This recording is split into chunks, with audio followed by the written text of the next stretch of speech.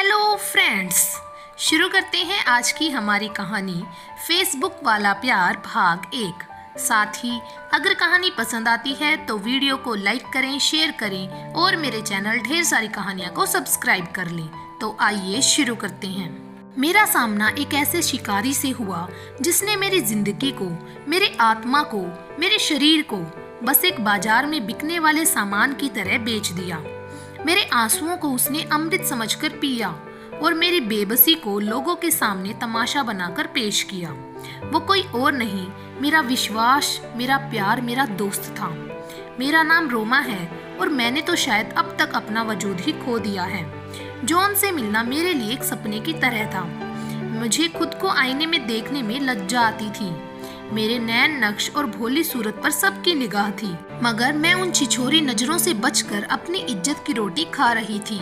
मेरे सपने भी आसमान छूने के थे ताकि मैं और मेरे गरीब परिवार को एक मजबूत सहारा मिल सके। मैंने अपने 21वें साल में ग्रेजुएशन कंप्लीट कर लिया था और फिलहाल अपने ही इलाके की एक साधारण कंपनी में बतौर कंप्यूटर ऑपरेटर काम कर रही थी। सब कुछ ठीक चल रहा था और एक दिन किसी रॉन्ग नंबर से मुझे किसी का फोन आया। पहले तो मैं उसे इग्नोर करती रही, मगर वो मुझसे बात करने की जिद करने लगा। वो मेरी आवाज़ की बहुत तारीफ करता था। फिर मैंने उससे उसका नाम पूछा तो उसने बताया कि उसका नाम जॉन है। धीरे धीरे उससे बात करना मुझे अच्छा लगने लगा।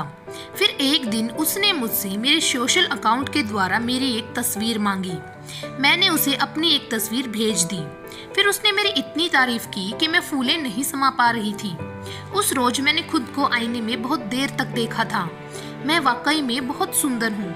मेरी बड़ी आंखें और गुलाबी होठ को मैं निहार ही रही थी कि जॉन ने मुझे कॉल कर दिया। मैंने चुपके से सबसे नजर चुरा कर उसका फोन रिसीव किया। इस बार वो मुझसे मिलना चाहता था। मैंने उसे मिलने से मना कर दिया तो वो मुझसे इतना नाराज हुआ कि 2 दिन तक उसने कोई कांटेक्ट नहीं किया। इस बार मैं उससे बात करने के लिए मचलने लगी। मैंने खुद ही उसे कॉल किया तो उसने बात करने से मना कर दिया। कहा कि जब मिल नहीं सकती तो दोस्ती कैसी। उस रोज मुझे लगा कि जैसे मेरा सबसे अजीज मुझसे दूर हो जाएगा। मैंने उसे मिलने के लिए हाँ कर दिया। उसने मुझे शहर के एक पार्क में बुलाया। मैं वहाँ समय से पहुँच चुकी थी। उस रोज मैंने ब्लैक कलर का पटियाला सूट पहन रखा था। मैंने थोड़ा सा मेकअप भी किया था। मैं बार बार उसे ढूंढ रही थी, लेकिन वो मिल नहीं रहा था। अचानक से वो मेरे पीछे से आया और मेरे कंधे को छूकर इशारा किया। मैंने चौंक कर पीछे देखा तो वो मुस्कुरा रहा था। मैंने भी मुस्कुरा कर उसे हेलो किया। फिर हम दोनों एक पेड़ के नीचे बैठ गए। उसने मुझसे कहा, रोमा, तुम गुलाब सी नाजुक और खूबसूरत हो। मुझे तुमसे कुछ कहना था। मैंने कहा, बोलो। तो उसने मुझे प्रपोज कर डाला और कहा, मैं तुमसे बहुत प्यार करने लगा हूँ। सच बताओ, क्या तुम मुझसे प्यार नहीं करती? मैं कुछ कह नहीं पा रही थी। मुझे शर्म आ रही थी। मैंने शर्म से अपना मुंह छुपा लिया। उसने मेरे बालों को सहलाते हुए पूछा, बताओ ना प्लीज। मैंने कहा, मुझे भी आप बहुत पसंद हो। वो मेरे हाथों को अपने हाथ में लेकर सहलाने लगा। मैं कांप रही थी। पता नहीं ये कैसा एहसास था। उसने मेरे गालों पे एक प्यारा सा चुंबन लिया था। मैंने मना नहीं किया तो उसने मेरी चुन्नी को आहिस्ता से हटा दिया और बगल में रख दिया। मेरा दिल जोरों से धड़क रहा था। मैं उससे ज़्यादा खुद से शर्मा रही थी क्योंकि मेरे सूट का गला बड़ा था और मेरे सीने की दरारें दिखने लगी थी। उसने अपने हाथों के हार से मेरे कमर को बांध रखा था और मेरे कानों के नीचे गले में अपनी सांसों की धीमी गर्मी की बौछार कर रहा था। मैं हिल नहीं पा रही थी। धीरे धीरे उसने मुझे पूरा को पूरा जकड़ लिया और चूमने लगा। मैं बिल्कुल मदहोश हो रही थी। तभी मेरे पापा का फोन आ गया। मैंने उसे हटाया और हंसते हुए कहा, प्लीज छोड़ो मुझे, पापा का फोन है। उसने मुझे छोड़ दिया। फिर मैंने अपने पापा से बात की। वो कह रहे थे कि शाम ज्यादा हो गई है, अब तक ऑफिस से आई क्यों नहीं। मैंने बहाना बनाया कि मेरी दोस्त के घर पे हूँ। ये पहली बार था जब मैंने अपने पापा को झूठ बोला था। फिर मैंने जॉन से जाने की इजाजत मांगी। उसने अपने सर को मेरे सीने पे रखकर कहा, प्लीज मत जाओ ना भी। उसने अपने एक हाथ को मेरे कपड़ों के अंदर डाल दिया और मेरे बदन को सहलाने लगा। मैं लाचार बन गई थी। मैं खुद को संभाल नहीं पा रही थी क्योंकि ऐसा पहली बार था जब मैं किसी लड़के की बाहों में थी। फिर उसने मेरे उभारों में अपना हाथ रख दिया। मैं अंदर तक कांप रही थी। मेरे दिल की धड़कनें बढ़ने लगी थी। मेरे सीने में उसके हाथों की पकड़ आहिस्ता आहिस्ता मजबूत हो रही थी। मैं हिलने की जितना कोशिश करती वो उतना जोर से जकड़ लेता। मैं हार गई। मैंने गुर्राकर उसे कहा, छोड़ो मुझे, और मैंने झट से उसका हाथ हटा दिया। फिर मैंने अपना दुपट्टा लिया और अपने आप को ढक लिया। मैं उठ गई और जाने लगी तो उसने कहा, नाराज हो गई क्या रोमा? सॉरी, अब से ऐसा नहीं करूँगा। मुझे बहुत गुस्सा आ रहा था। फिर भी मैंने कहा, ठीक है, मगर मुझे अभी निकलना होगा। फिर उसने जोर से मेरा हाथ पकड़कर वादा करने को कहा कि मैं जल्द उससे मिलूंगी।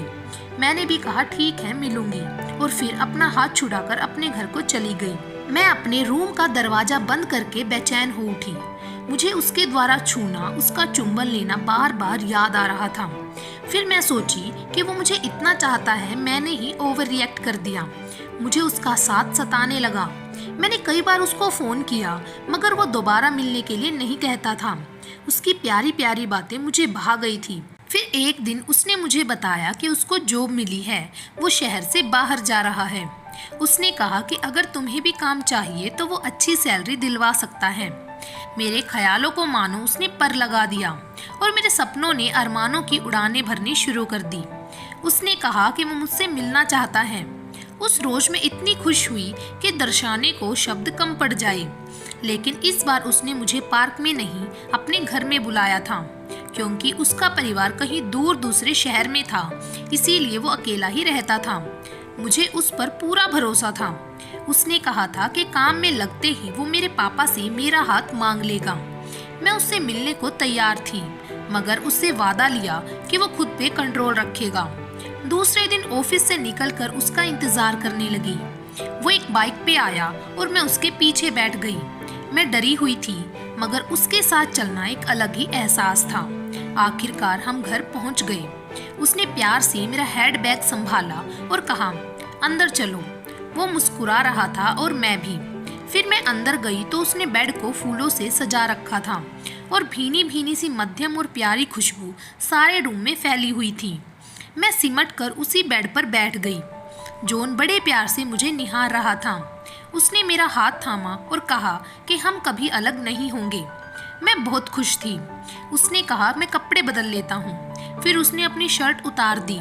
उसे खुले बदन देखकर मैं हंसने लगी तो उसने पूछा, हंस क्यों रही हो? मैंने कहा, मुझसे शर्म नहीं आ रही है। तो उसने कहा, इसमें शर्म कैसी मेरी जान? मैंने कुछ नहीं कहा। फिर वो मेरे बगल में बैठ गया और मेरे दोनों गालों को अपने हाथों में भर लिया। मैं नजरें झुकाए लज्जा रही थी, लेकिन जब उसने मेरे होठों को चूमना शुरू किया तो मेरी आंखें बंद हो गईं और फिर से एक उमंग भरा एहसास मुझे महसूस हुआ। इस बार मैं उसे रोकना नहीं चाहती थी। और फिर आज की कहानी यहीं पर समाप्त करते हैं। बाकी की कहानी आपको मिलेगी भाग नंबर 2 में। तब तक के लिए हमसे जुड़े रहें और ऐसे ही प्यार बनाए रखें। Thank you.